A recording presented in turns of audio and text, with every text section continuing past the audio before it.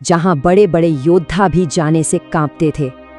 ये टक्कर थी सीधे अंधेरे और उजाले के बीच।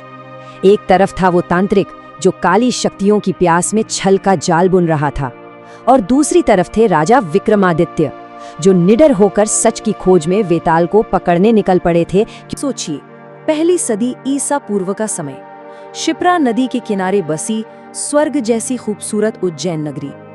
आज के इस विश्लेषण में हम इतिहास की एक ऐसी गहराई में उतरने वाले हैं जो किसी विशाल सिनेमाई स्क्रीन पर बिल्कुल जीवंत हो उठता है। ये उस दौर की बात है जब एक शासक का नाम ही न्याय का दूसरा नाम बन गया था।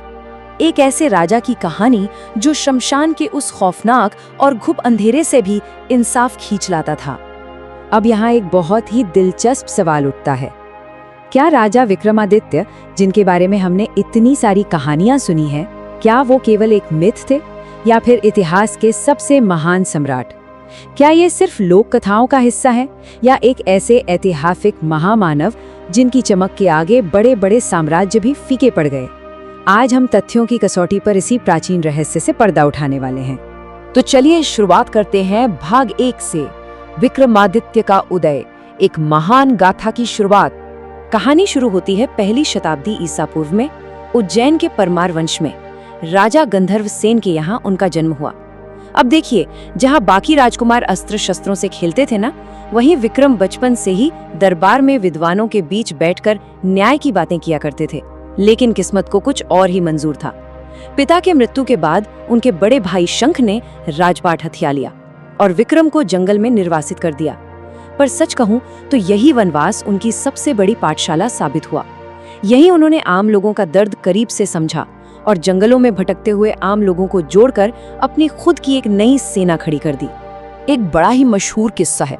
बचपन में जब उनके गुरु ने पूछा कि एक शासक के लिए सबसे ज्यादा जरूरी क्या है, तो विक्रम का जवाब बिल्कुल साफ था, ना तलवार ना बुद्धि, बल्कि सिर्फ न्याय। उनका मानना था कि न्याय के बिना तलवार तो बस एक जुल्म है और बुद्धि सिर्फ एक धोखा। और आप मानेंगे नहीं, इसी सोच ने उन्हें एक दिन लोगों के दिलों का सम्राट बना दिया। आगे बढ़ते हैं भाग 2 की तरफ, शक साम्राज्य को हराना। भारत पर मंडराता वो खूंखार साया। उस समय उज्जैन पर शकों का खूंखार साया मंडरा रहा था, जिन्होंने महाकाल की नगरी को भी कब्जे में ले लिया था। पर विक्रम की सैन्य रणनीति वो किसी अचूक बाण से कम नहीं थी।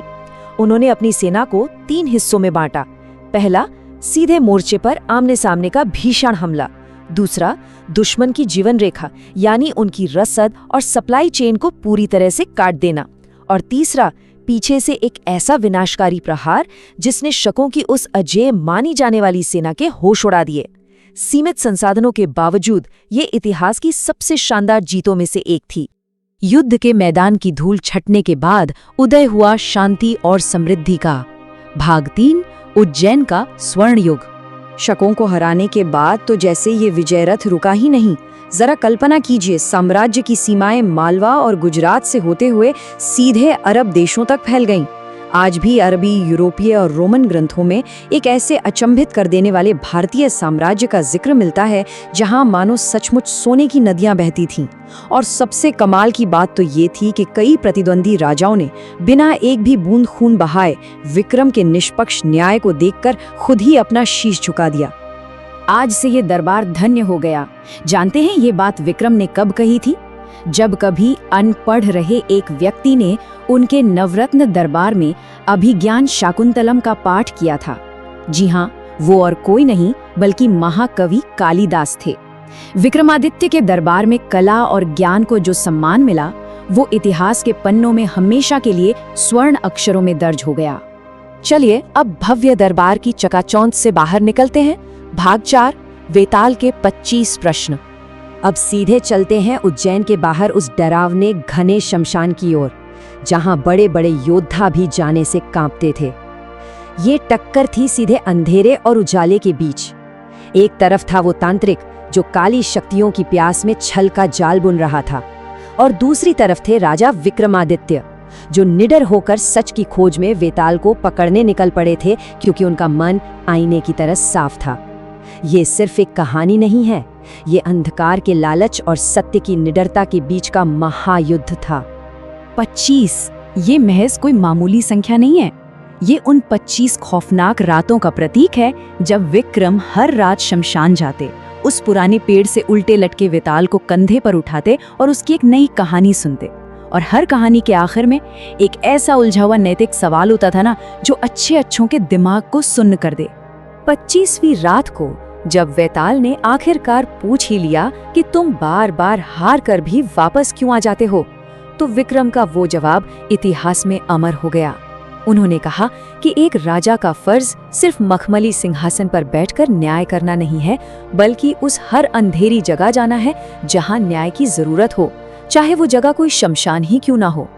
विक्रम की इस असीम निस्वार्थ भावना को देखकर तो खुद वेताल भी नतमस्तक हो गया था। भाग 5 32 पुतलियों का सिंहासन। यह वेताल से भी पुराना और गहरा तिलिस्म है। कहा जाता है कि ये दिव्य सिंहासन 32 खुद देवराज इंद्र ने विक्रम को उपहार में दिया था, जो सदियों तक जमीन के सीने में दफन रहा। फिर सदियों बाद जब मालवा के राजा भोज ने इसे खोज निकाला और इस पर बैठना चाहा, तो एक अद्भुत चमत्कार हुआ। इस सिंहासन की 32 दिव्य पुतलियों ने उन्हें वहीं रोक दिया।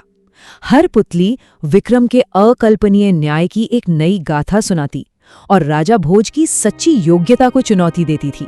32वीं बार जब एकदम आखिरी पुतली ने राजा भोज से पूछा कि क्या आप सच में इस परम सिंहासन पर बैठने के योग्य हैं, तो भोज को अपनी हार माननी ही पड़ी।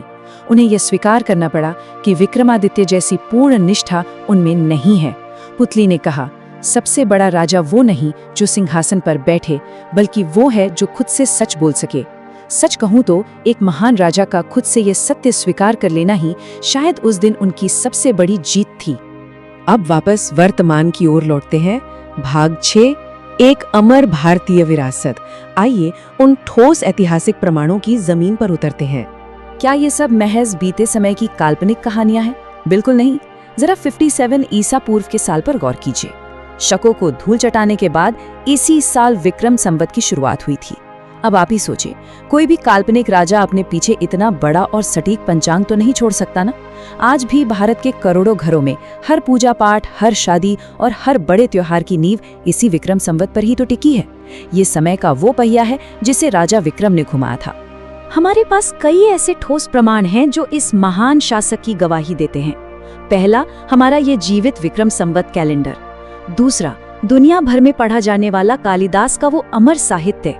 सोचिए, अगर कालिदास का वजूद सच है तो उनका राजा झूठा कैसे हो सकता है। और तीसरा सबूत तो आधुनिक उज्जैन में आज भी मौजूद है, वो विशाल मिट्टी का टीला जिसे आज भी पूरी दुनिया विक्रमादित्य की टेकरी के नाम से पूछती है। वक्त के साथ विक्रमादित्य महज किसी एक इंसान का नाम नहीं रह गया था। अपने सर्वोच्च न्याय और अदम्य साहस की वजह से ये प्राचीन भारत की एक ऐसी परम उपाधि बन गया जिसे सदियों बाद चंद्रगुप्त और स्कंदगुप्त जैसे महान सम्राटों ने भी बड़े गर्व से धारण किया। आखिरकार जो इंसान खुद एक आदर्श बन जाता है, वो समय के चक्र को भी मात दे ही देता है। तो इस पूरे ऐतिहासिक सफर के बाद एक सवाल आज भी हमारे जहन में गूंजता है, क्या सच में पूर्ण न्याय का वो चमत्कारी सिंहासन आज भी उज्जैन की उस पवित्र मिट्टी के नीचे कहीं दबा हुआ है? क्या वो आज भी किसी ऐसे सच्चे और निडर नेता की राह देख रहा है जिसके लिए न्याय किसी भी अन्य चीज से, यहाँ तक कि खुद से भी बढ़ाकर हो? ये एक ऐसा विचार है जो हमें इतिहास के हर पन्ने को दोबारा पलटने पर मजबूर कर देता है।